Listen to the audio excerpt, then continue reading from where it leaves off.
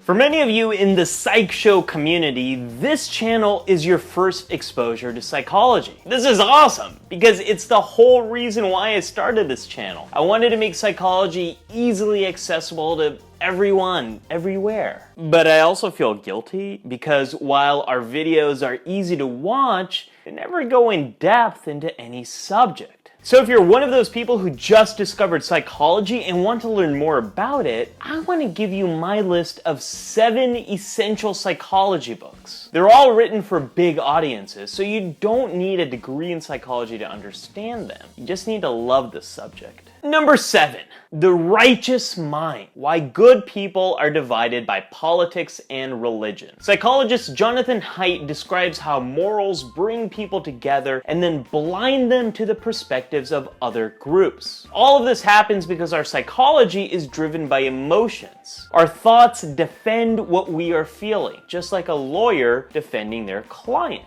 When we feel threatened by someone else's beliefs, we're able to come up with all sorts of reasons why they are wrong and we are right. Reasons that usually don't make any sense, but feel true. What I love most about Haidt is how he talks about politics without becoming partisan. He actually calls out the liberal bias within psychology and describes how important it is for all groups of people to have a mix of liberal and conservative perspectives. This is a must-read for anyone who wants to understand the political polarization that is spreading across the world. Here's some other books that you might like, but you don't have to take my word for it.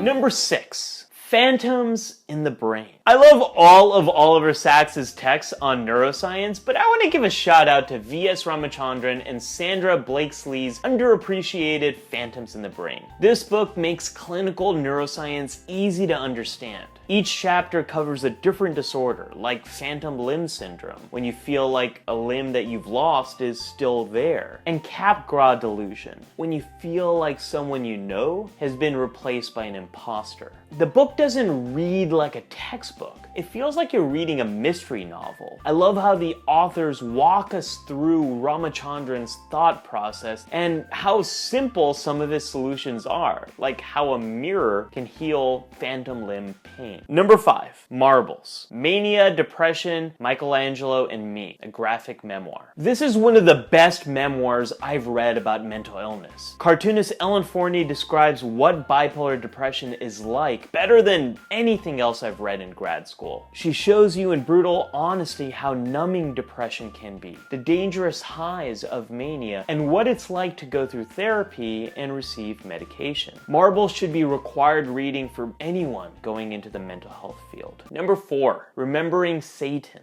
A Tragic Case of Recovered Memory. Remembering Satan is a tough book to read. Pulitzer Prize winning author Lawrence Wright explores a real-life case of alleged child abuse in a satanic cult. That's heavy stuff. But as the story unfolds, you discover how much memories can be manipulated, how unreliable eyewitness testimony is, and how much the justice system can succumb to group pressure. Remembering Satan will leave you questioning what exactly is real if our memories are so fragile. It's a tough read, but an important one. Number 3, The Spirit Catches You and You Fall Down. Reporter Ann Fadiman tells a story about a miscommunication between a Hmong refugee family and their healthcare team in California, and the devastating impact it all has on a little girl. It gets you thinking about a lot of issues related to culture, like how differently we see the world depending on the way we are brought up, or how much gets lost in the translation of languages. The book has become a required reading for many healthcare professionals who promote the idea of cultural competence. My takeaway from the book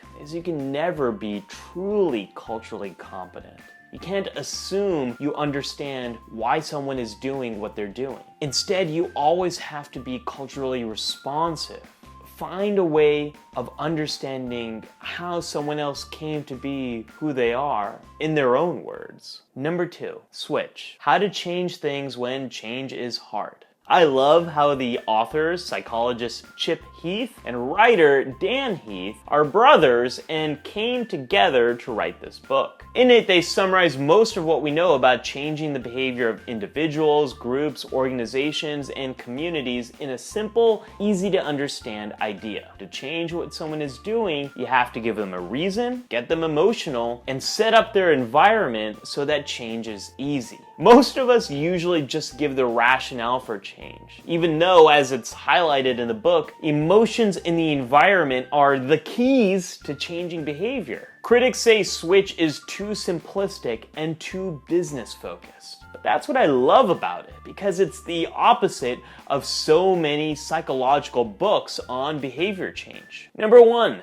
The story of psychology. The late Morton Hunt, originally a psychologist who later became a beloved writer, brings to life every major figure in the world of psychology. Well, every major, mostly white male figure in psychology. It explores how discoveries were made, why certain perspectives were born, and how they faded away, and the personal politics that influenced the entire field. The book is thick, about 90 pages, but if you love psychology, this is a must-have on your bookshelf.